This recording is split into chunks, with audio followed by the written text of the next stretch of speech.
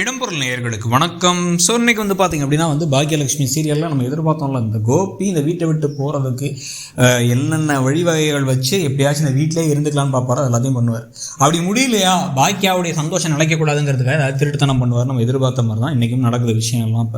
இப்போ எப்படியாச்சும் வீட்டை விட்டு என்ன இருந்தாலும் நாளைக்கு நீ சொன்னால் நாங்களும் கூட போய் தானமா ஆகணும் அப்படின்னு ராமமூர்த்தி பேசும் பொழுது, உங்களை எங்கள் அப்பாவுடைய அப்பா அம்மாவை நாங்கள் பார்க்கல, எங்களோட தாத்தா பாட்டியாக தான் பார்க்குறோம் அப்படின்னு பசங்களே சொல்லிட்டாங்க.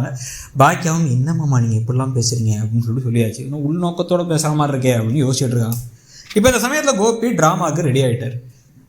அப்படியே கண் கலங்கிட்டு அப்படியே நேராக உள்ளார போயிட்டு அவங்க அம்மாவை பார்த்து, அம்மா போன தடவையாச்சும் இந்த வீட்டை விட்டு போகும்பொழுது திருப்பி இந்த வீட்டுக்கு வருவேன், உங்களை பார்ப்பேன்னு எனக்கு தோணுச்சு. இனிமேல் நான் வீட்டு வாசலில் தொட்டால் கூட கல்லால் அடித்து துரத்தி விட்டுருவாங்கம்மா அப்படின்னு சொல்லிட்டு ஏதோ பேசுகிறாரு. ஏன் இவங்களுக்கு என்ன, இப்போ உங்கள் அம்மா நம்ம நடக்க முடியாமல் இருக்காங்க, நம்ம இருக்காங்களா, இல்லை 195 வயசு ஆகிடுச்சு, நகர முடியாது, பெட்டை விட்டுங்கிறாங்களா? அவங்க பேசாமல் கோயிலுக்கு போயிட்டு இருக்காங்க, வந்துட்டு இருக்காங்க, இருக்க எல்லா வேலையும் தான் செஞ்சுட்டு இருக்காங்க. மாடியே ஏறி போய் ராதிகாவை சந்திக்கிறேன்னு சுற்றி தெரியுறாங்க.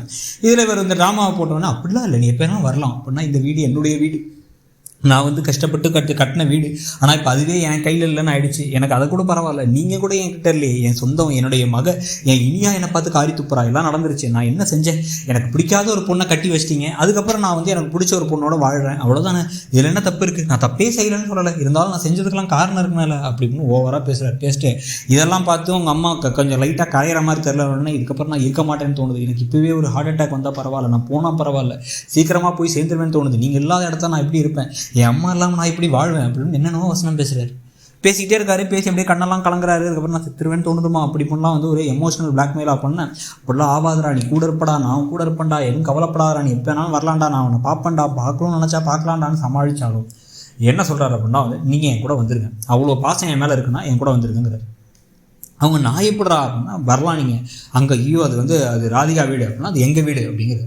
ராதிகாவோட அம்மா இருப்பாங்க, அப்புறம் ராதிகாவோட அண்ணன் வருவாங்க, எல்லாரும் வரட்டுமா, நீங்கள் வந்துருங்க, நீ என் கூட இருக்கணும், அவ்வளோதான் அப்படின்னு சொல்லிட்டு உடனே இவங்களும் யோசிச்சு உடனே என் பிள்ளை கதறான் கெஞ்சுறான் அப்படின்ட்டு நான் வந்துடுறேன்டான்ட்டாங்க.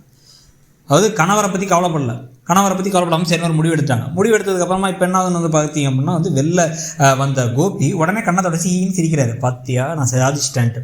அந்த சமயத்தை ஏதோ மீம்ஸ் பார்த்துக்கிட்டு இருக்காங்க பாக்கியாவும் எழிலும். அப்போ அவங்க சிரித்து பேசிகிட்டே இருக்கும்போது, என்ன சந்தோஷமாக இருக்கா, என்னை வீட்டை விட்டு துரத்திட்டோன்னு நினச்சி பெருமையாக இருக்கா, அதுக்கெல்லாம் ஆப் வைக்க போகிறேன், வெயிட் அண்ட் வாட்ச் அப்படின்னு திமிரா பேசிட்டு போகிறாரு. யார் நீ, உனக்கு தான் என்னை பார்த்து போகிறாமே இருக்கணும் போயா அப்படின்ட்டாங்க அவங்க.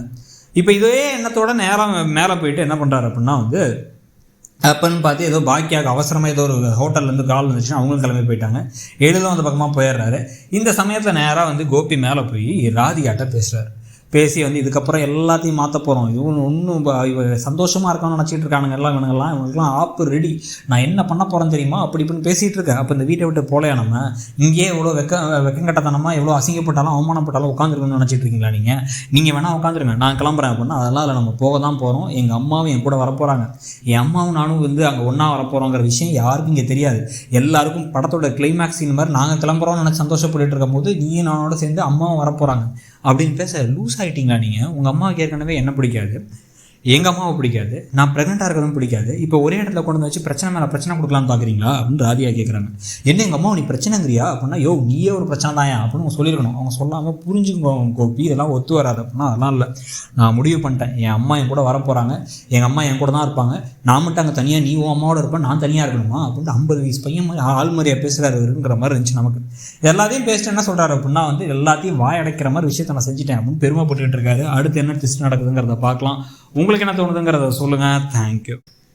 இடம்பொருள் நேயர்களுக்கு வணக்கம். ஸோ இன்னைக்கு பார்த்தீங்க அப்படின்னா பாக்கியலட்சுமி சீரியலில் நம்ம எதிர்பார்த்தோம்ல, இந்த கோபி இந்த வீட்டை விட்டு போகிறதுக்கு என்னென்ன வழிவகைகள் வச்சு எப்படியாச்சும் இந்த வீட்டிலே